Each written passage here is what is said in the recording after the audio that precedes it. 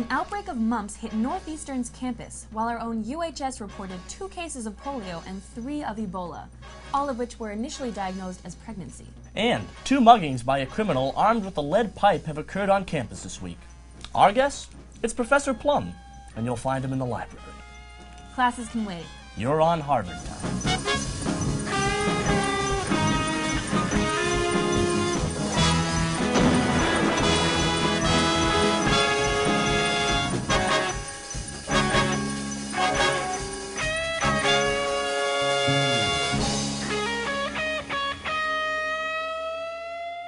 Welcome to On Harvard Time. I'm Alex Zimbler. And I'm Chris LeBurge, filling in for Derek Flansreich, who is dead. Dean Michael Smith announced this month that due to the recession, J-term will include no classes, housing, or meals. Smith has also slashed house budgets by 25%, while increasing his own staff exponentially. And he's forced houses to cut advising staff while enlarging the advising programs office, whatever that is, by 500%, all without consulting the students. For more, we bring in our panel of experts. Thanks for joining us, gentlemen. My pleasure. Happy to be here, Chris. Dean Smith, evil or just stupid? Without a doubt, he's stupid. Anyone who justifies cutting a month of housing without lowering boarding costs has significant mental deficiencies. Even I provided housing. It's a simple case of too much power, too little brains.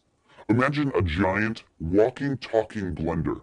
Intimidating, but intensely idiotic. I say he's evil. Sending students away to wait out the winter in hometown purgatory is downright devilish. Hey, what the hell is that supposed to mean? You know exactly All right, let's stay on point here. Lucifer, what do you make of Smith cutting house budgets by a quarter? Clearly he is grasping for straws. Look, Chris, when I killed Jesus, it took months of planning. Smith's just shooting in the dark here, like Ray Charles in a gunfight. Reducing house budgets by a quarter is just a stupid mistake. Nothing more. But what you are forgetting is that this maniacal scumbag is also increasing his own staff while cutting funding across the board.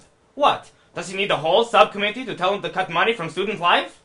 Are you suggesting we go into debt instead of making cuts? Debt! Chris, our endowment is second only to the Vatican. Goddamn Catholics. Smith has the money. He just wants to keep it for himself. Satan, even you know that greed is a mortal sin. Look, Adolf. It's basic math. He just can't do it. He's just too dumb to realize Harvard has the money.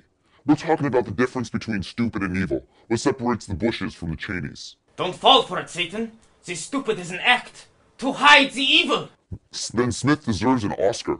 Throw him in the bay. If he sinks, he's just dumb. If he floats, trust me, he'll float.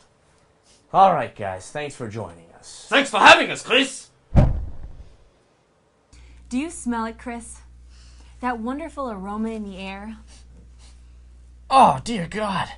Is Winthrop having another sewage leak? No. I was talking about the smell of insecurity, naivete, and raging hormones. The smell of Prefrosh Weekend. For an insightful portrait of the class of 2013, we turn to Nelson Greaves at the Prefrosh Activities Fair. Thanks, Alex. I'm here at the Prefrosh Activities Fair, all ready to infiltrate the class of 2013 with my Prefrosh t-shirt and a couple spare virginities packed in my bag. How was your Prefrosh weekend going? It's been pretty good, yeah. Yeah, I've been finding it kind of lamer than I thought. Interesting. Why? I don't know. I come from a really cool place. Like, my family are magicians. Oh my gosh. Where do you come from? I'm from Vermont. What high school? Vermont High School. It's in South Vermont. Okay. Yeah, I'm meeting a ton of people. I think it's the cool shirts. You know what it is? It is the cool shirts. Yeah. I only came here because of the shirt. Oh, yeah. At Stanford, they were going to offer me pants. Yes. Have you found many hot guys? Tons, yeah, everywhere. I know, they're more prolific than I thought they would be. They're just everywhere, like standing near you. Harvard has everything. You know, you just gotta look for it. Because we have unrivaled. Beautiful girls. Exactly. Beautiful girls, unrivaled. Easy girls. People. Girls that will have sex with you at least once while you're here.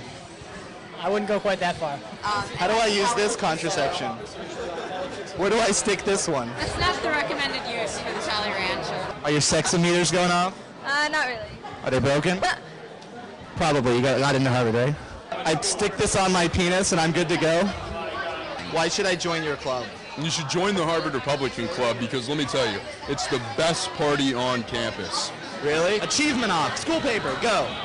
Science research. Science research, go. Band, go. Orchestra. Orchestra, go. Let me tell you, you're not going to be going to the Dems to meet women who are fiscally responsible. What if I want to meet women who are attractive? Harvard Republican Club. I mean, come on, we draw all the Southerners in. Oh, you guys know what you want to study? Yeah, government. Sure. We're friends now, right? Absolutely. Mission accomplished. Thanks, Nelson, for that informative report. Last week, the Harvard Faculty Club announced that it will open its doors to students for the first time in 78 years. To comment, here's a representative from the Faculty Club, Professor Jeremiah Upton. Greetings and salutations, fair shrew. Hi. So, what do you think of the Faculty Club's new policy? Why, it's absolutely dreadful. All those nasty students will completely ruin the Faculty Club. Well, what did the club used to be like? Do allow me to tell you. There's a wonderful mountain of cherries. You can eat as much as you want. From the back of a swan, you can take your flan and cruise an Oliphant. You can tickle your fancy with taters, or entice your entrails with cake. You can bake your own brie as you swim in a sea of dolphin and unicorn steak.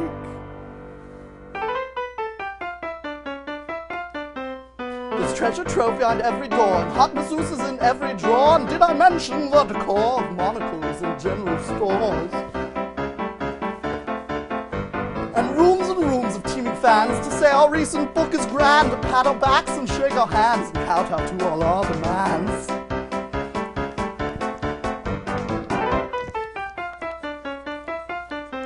And when it's dark, the night serene, we slumber like we are 13 and talk of crushes in between, ranks hot or not of all the deans.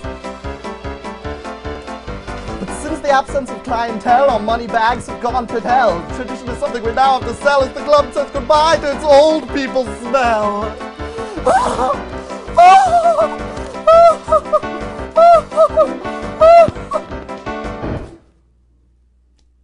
I hate children. Thanks, Professor. And thank you for watching. Now here's a moment that could happen only in Harvard. Excuse me, which way is the IOP?